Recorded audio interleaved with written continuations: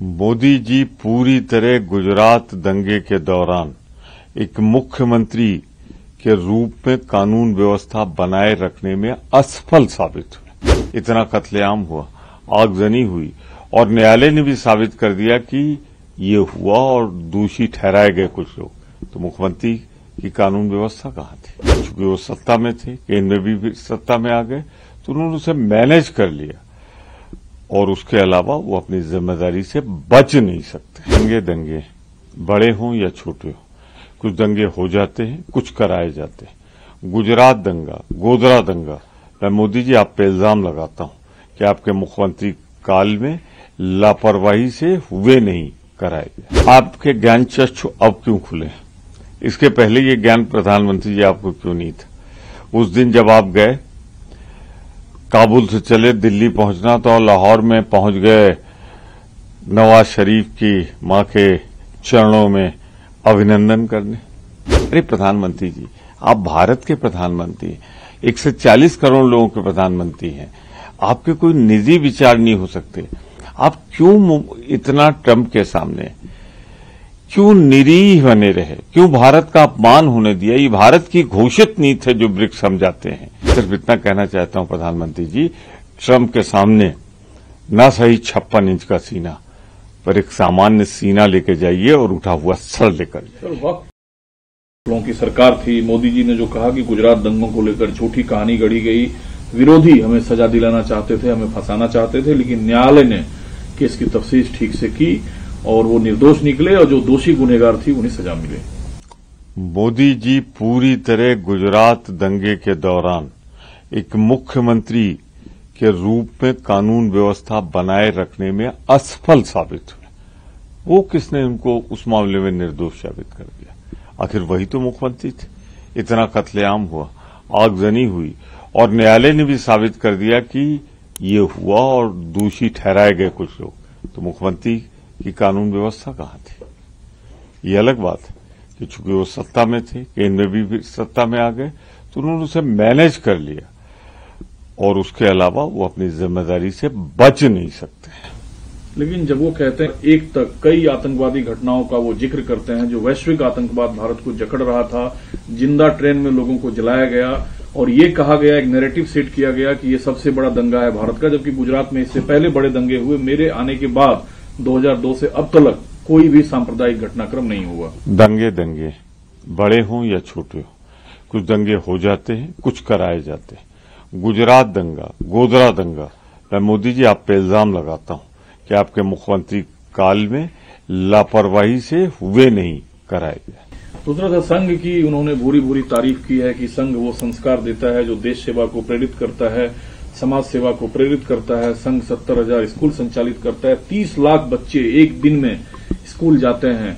इसको आप कैसे देखते हैं? संघ 100 साल पूरा कर देखिए, राष्ट्रीय स्वयंसेवक संघ की एक विचारधारा है, मैं उससे सहमत नहीं, बहुत से लोग उससे सहमत नहीं और बहुत से लोग उससे सहमत, उस पर किसी का कोई विवाद नहीं। अब देखें ना, देश को 2 प्रधानमंत्री मिले, एक अटल बिहारी वाजपेयी जी और दूसरा नरेंद्र मोदी जी। दोनों संघ की विचारधारा के हैं, संघ से निकल कर आए, पर दोनों की स्वीकार्यता को तो देखिए। अटल जी की स्वीकार्यता कहां है और इनकी स्वीकार्यता कहां है? और ये इतनी चापलूसी, इतनी तारीफ, इतनी कसीदे क्यों पढ़े जा रहे हैं आरएसएस के? जो मतभेद है वो सबको दिख रहा है।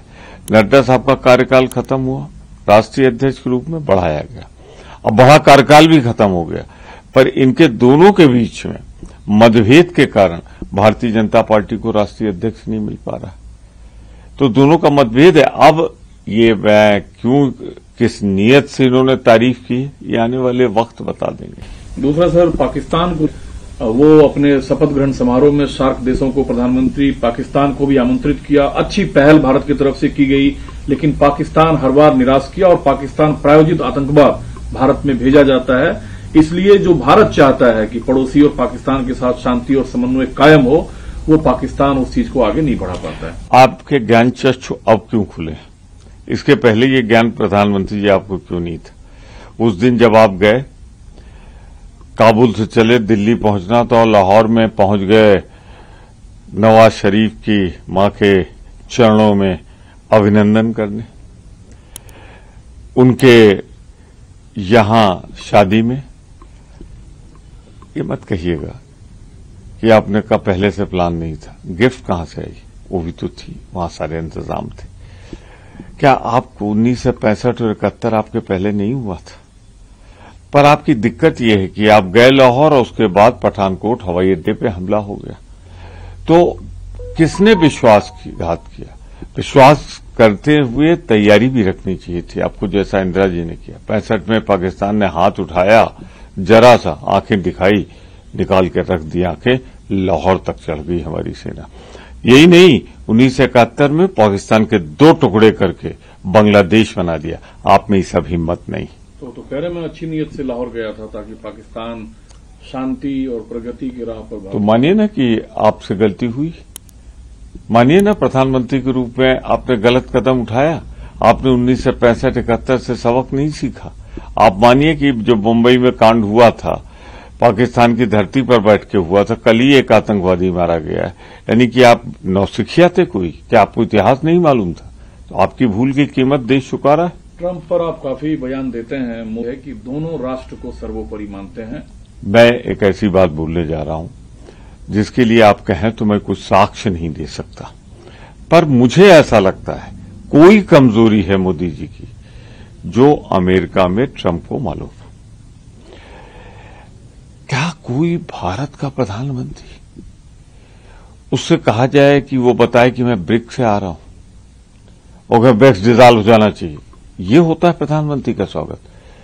फिर उसके बाद टैरिफ की बात आप कहने गए हैं और कह रहा टैरिफ कम करिए, खत्म करिए, और आप हैं हंस रहे हैं। अरे प्रधानमंत्री जी, आप भारत के प्रधानमंत्री हैं, 140 करोड़ लोगों के प्रधानमंत्री हैं, आपके कोई निजी विचार नहीं हो सकते?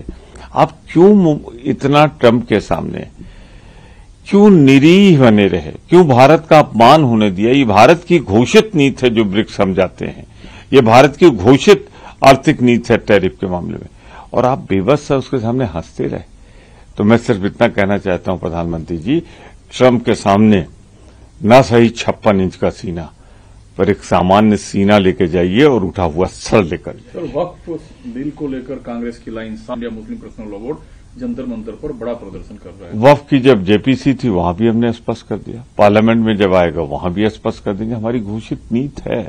हम भारतीय जनता पार्टी के जिस तरह जो भारतीय जनता पार्टी चाहती है हम उससे सहमत नहीं।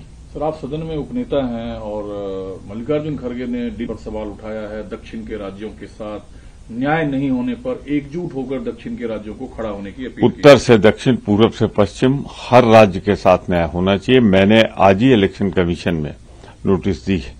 मैं चाहता हूं इस पर चर्चा हो। सदन में जो खड़गे जी के विचार हैं वही कांग्रेस के विचार रखे जाएंगे।